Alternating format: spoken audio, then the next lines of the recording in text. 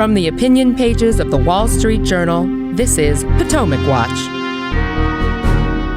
The FBI executes a search warrant on President Trump's home in Mar-a-Lago in Florida as Republican primary voters in Wisconsin go to the polls. Welcome, I'm Kyle Peterson with the Wall Street Journal. We're joined today by my colleagues, columnist Kim Strassel and editorial writer Mene Ukwe-Barua. Hello and welcome to you both. The first official confirmation on Monday night that something was happening at Mar-a-Lago was a statement on Monday evening from President Trump, and I'll just read part of it. He says, "These are dark times for our nation as my beautiful home, Mar-a-Lago in Palm Beach, Florida, is currently under siege, raided and occupied by a large group of FBI agents. Nothing like this has ever happened to the President of the United States before. After working and cooperating with the relevant government agencies, this unannounced raid on my home was not necessary or appropriate." And Kim, reportedly the FBI took some documents and broke into a safe on the property.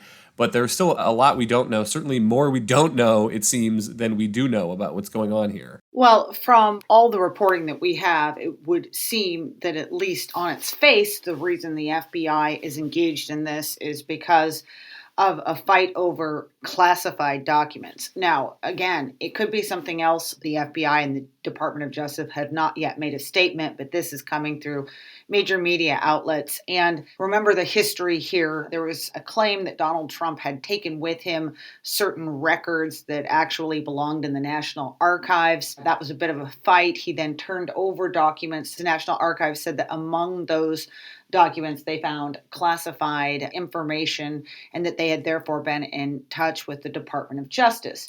So, in some ways, this would seem to sound like maybe they believe that he has yet more. There's another argument being floated by some conservatives that this is, in fact, just a pretext that you get a warrant to go in and search his house ostensibly for classified information, but then hopefully you turn up something that you could use in a January 6th conviction of some way or another. Whatever it is, put me on record. This really is Banana Republic style operation here. I mean, it's politically incendiary. It's over the top. We've never had this happen in the history of the Department of Justice, a raid on a president's house. And it basically lands you with a situation, the site of a current administration, one that is in office, raiding the home of a past and pending opponent, which just doesn't look good any way you put it. But if this is only about classified records, Mene, it seems to me that they would have to be some pretty serious classified records, the nuke launch codes or something like that, to justify a step like this. I mean, we know some of those things that were in these 15 boxes reportedly that President Trump has already returned to the National Archives. They included some of these letters between President Trump and Kim Jong-un of North Korea. There was reportedly, as Kim says, classified information in there. We don't know what the classified information was because it's classified. Also playing into this is long-standing critiques that people have made that the classification system is way overbroad and sweeps in all sorts of information that really should not necessarily need to be government secrets. But it seems to me, Mene, that if this is just about presidential records, then there is maybe a backlash that will be brewing. Right. I think you're right to say that the bar is extremely high to suggest that maltreatment of records would justify an investigation and raid of this kind. As far as we know right now, I believe the only two specific pieces of classified information that the president is alleged to have withheld from the National Archives are this potential letter between the White House and Kim Jong-un, and then also I believe there was a dispute over a letter that he received from President Obama, which presumably was not classified, but still was properly supposed to reside in the National Archives, and then was among the materials that President Trump already returned to the National Archives. So we're waiting for more information from the Justice Department, but based on the information that we have, there isn't a specific allegation that there was something highly sensitive that President Trump held on to and took with him to his private residence in Mar-a-Lago.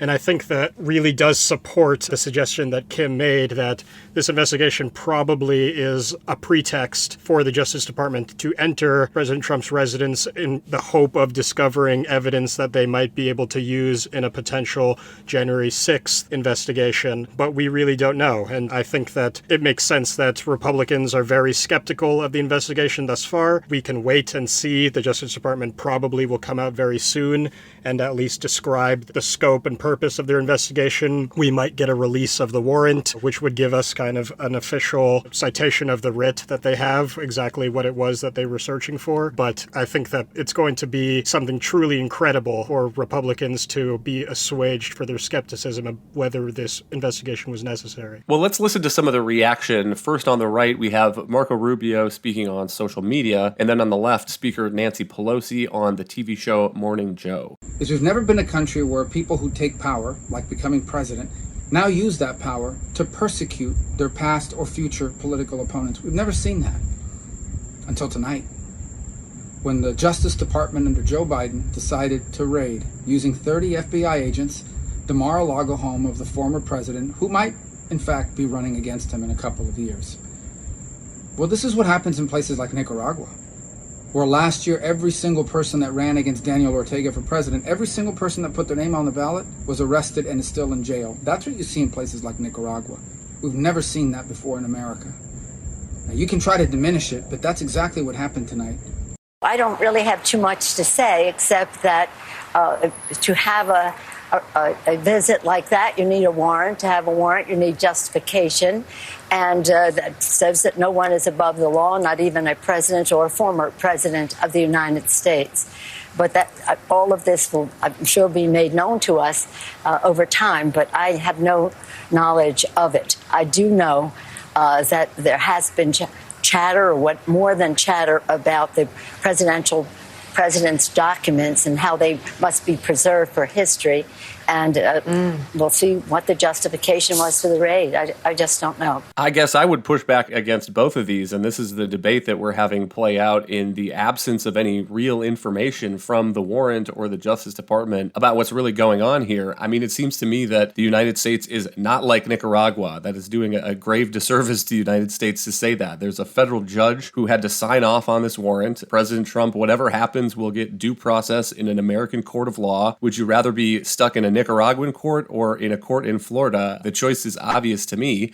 And we also have an independent Congress. A Republican leader in the House, Kevin McCarthy, is already saying that if Republicans take the House as they expect to, that he plans to call Attorney General Merrick Garland. He said, preserve your records, Merrick Garland. Keep your schedule open. You're going to be here explaining yourself to us if this doesn't pan out. But on the other side, Kim, what I'm hearing from the left side of the aisle is that this is such a serious step to raid President Trump's personal home like this, that the FBI wouldn't have done this unless they really had the goods, unless they had this nailed down. And there's a lot of faith in the Justice Department and the FBI, which I imagine you do not share. Well, no. And to the first point you made, which is no, the United States is not Nicaragua, but putting any faith that a federal judge signed off on this is not much faith at all either. I mean, this is the real problem we're seeing. I think it's twofold. One is the perception, okay? And I don't care if you're a Democrat or Republican. There's a reason why the Department of Justice draws a big red line around what it calls politically sensitive subjects. And it treads very, very carefully. To the extent, and sometimes this is a criticism of the system, that there's a feeling that sometimes lawmakers get away with more things than average Americans. But then again, the trade-off of that, of having a Department of Justice that is seen to be interfering in matters that make it look like it is engaging in political retribution or political score making to help one party over another, depending on who is in charge of the Department of Justice at the time. So that is one problem. The second problem is credibility. I mean, this is the very last moment in time the Department of Justice or the FBI should be engaging in this because of recent past offenses, meaning the American people don't trust it when it says, believe us, we have a very high bar for this. Okay, the last time I heard all those people making that arguments and, oh, you can trust in the process and the FBI has to present and affirm that there is information and a judge has to sign off on it, so we have a process. Last time we heard that was Carter Page and FISA warrants. All right, the FBI director was just in last week for about 6 hours trying to explain his way through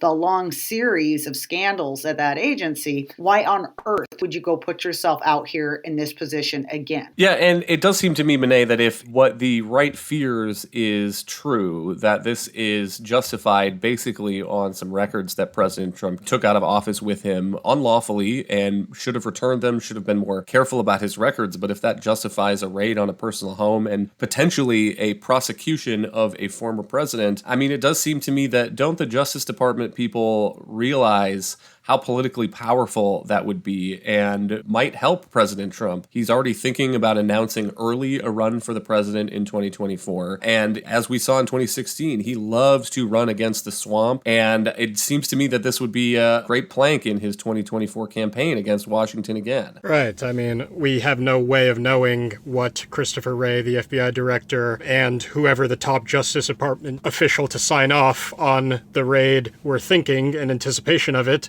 what political concerns they might have accounted for. But if we are sort of considering this under the presumption that they were taking the political consequences into account, it would seem as if they might have miscalculated here for exactly the reasons you just mentioned. I think that very few voters are going to be persuaded, unless they turn up something really incredible that we can't anticipate now, that it was worth going into President Trump's private home to search for documents that he might have withheld from the National Archives. President Trump certainly is already making a big issue of it and will continue to do so in a way that's going to sort of re-inspire some of his supporters to get out behind him, and is going to confirm them in some of their thoughts that President Trump has been uniquely victimized by the political establishment. It seems as if it's almost tailor-made to reinforce the narrative that he came out of the 2020 election with. And so we'll see how it plays out. I think that President Trump is probably already sort of excited to make the case and to start punching back against the Justice Department and using it to put himself back in center stage. But one last thought on this. There's been some suggestion floating around that a prosecution on this matter might disqualify President Trump from running in 2024. And if you look at the law on concealment, removal, or mutilation of public records, it says there's imprisonment or fines that you can be charged, or a person shall forfeit his office and be disqualified from holding any office under the United States. And Kim, do you think that that's something that could plausibly apply to the president? There are two issues here, and two separate legal issues that I think is important to keep separate. There's this records law, various records law, which, as you just noted, have different kind of punishments if you mishandle certain records. Most legal scholars do not believe that even if you were found guilty of violating that, because you're not in office now, it would not be a bar to you going back into office. There's also a separate question of whether or not you could be held either under a misdemeanor or a felony for violating classified information points. But even if you were convicted for something like that, being convicted does not bar you from the presidency. The only thing in my understanding that can bar you from the presidency is to have been impeached and successfully convicted as well. And that did not happen to Donald Trump.